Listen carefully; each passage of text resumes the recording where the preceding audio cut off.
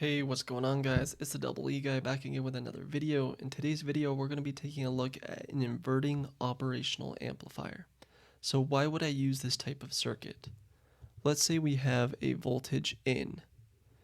After building this circuit, we can take a voltage in and we can create a voltage out that is inverted and amplified. So I'm going to show you how we do it and I'm going to tell you why we do it. So let's first call this V in. Right here, this pin, we're going to have a wire coming out here with a resistor. This resistor is going to be our R1 resistor. This is going to be connected to this big triangle. This triangle is called an op-amp or an operational amplifier.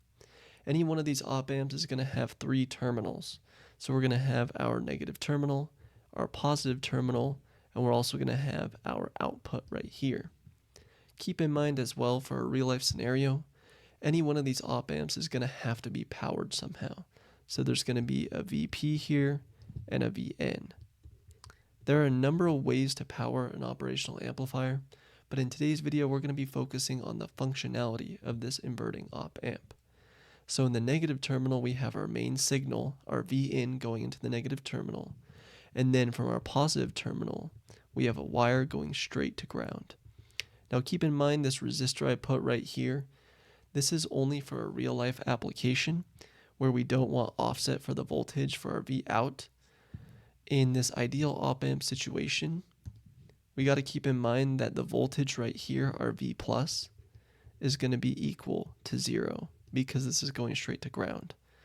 We have to also keep in mind that in an ideal op-amp circuit, we assume that there is 0 current in the op-amp because our input impedance Z is equal to infinity.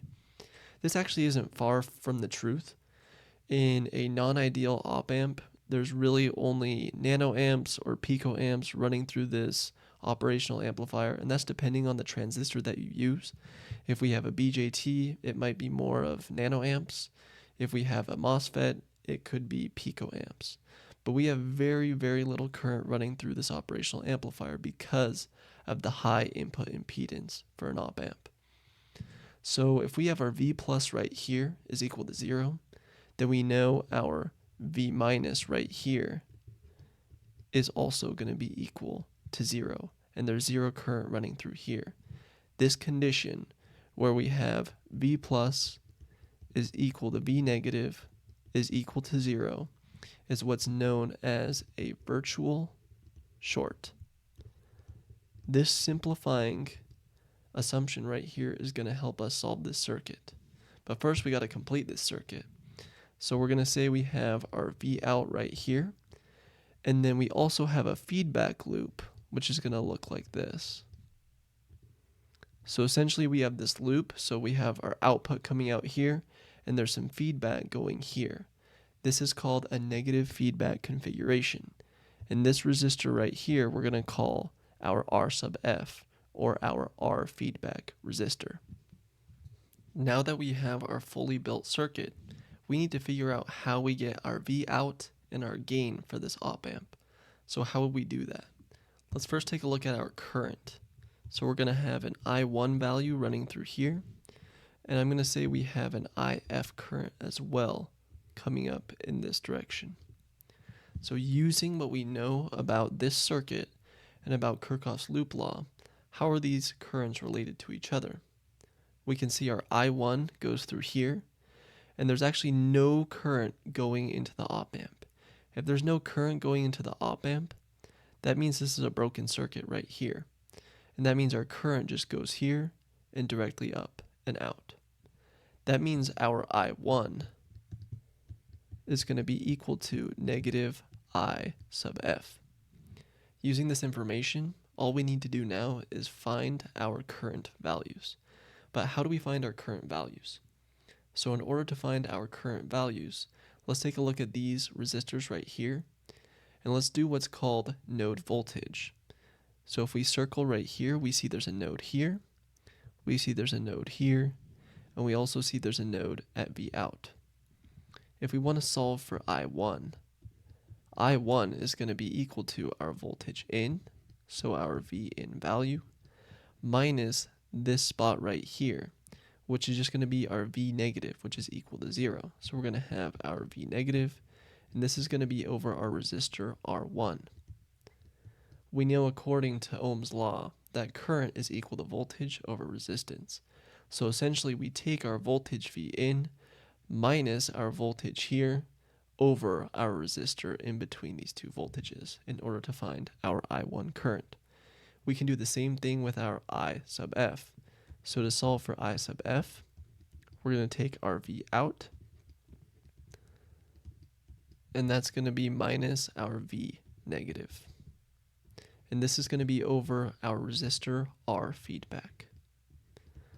Now let's keep in mind our V negative here is equal to 0, which means these two values here actually don't matter. That's going to give us our I1, which is going to be equal to V in over R1.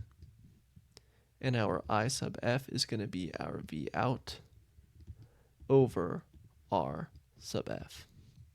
Now that we have our I1 values and our I sub F values, we can just plug these values into our original equation right here. So let's do that right now. So if we have our equation I1 is equal to negative I sub F, let's just plug these in.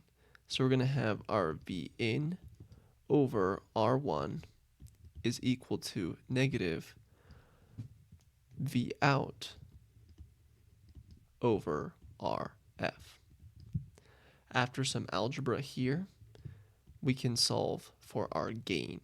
So we're going to get V out over V in is equal to the negative RF over R1. So this value right here, V out over V in, is a really important value. This value is called our gain for the op-amp. And we can see our gain is dependent purely on our negative RF over R1. That means we can manipulate our gain according to the values of these two resistors. So let's put this into practice so you guys can see an example and how this all comes together. So let's say our V in term here is 5 volts. Let's say our R1 here is going to be 2 kilo ohms. Let's say we want our gain. Gain is sometimes denoted as A. So I'm going to say our gain, or A, is equal to negative 30. We want our gain to be negative 30. So what would our resistor feedback value be in order to get this gain? Looking at this equation here, we can plug in negative 30 for our gain. So we're going to have negative 30 is equal to our feedback resistor over our known value R1, which is going to be 2 kilo ohms. Let's keep in mind as well that this is a negative value, so these negatives will cancel out. You can't have negative resistance. After doing some algebra here, our R feedback is going to be equal to 60 kilo ohms. So what is this saying? This circuit is saying if we have 5 volts in and we have a 2 kilo ohm resistor here, a 60 kilo ohm resistor here, we'll have a gain of negative 30. This implies that our voltage out is going to be equal to negative 150 volts. So how did I get this value? So using our gain and using our original signal, our V in multiplied by our gain is going to be equal to V out. So here I substituted 5 volts, multiplied that by our negative 30, which is our gain, and I got negative 150 volts. So you can see how powerful this circuit is right here. Using an op-amp that's powered, we have our original signal 5 volts, and we can use our R1 and our RF value in order to get an inverted, or in other words, a negative amplified signal here. So starting with 5 volts, after all said and done, we now have negative 150 volts. That is a massive gain, and that's why our op-amp circuits are extremely powerful.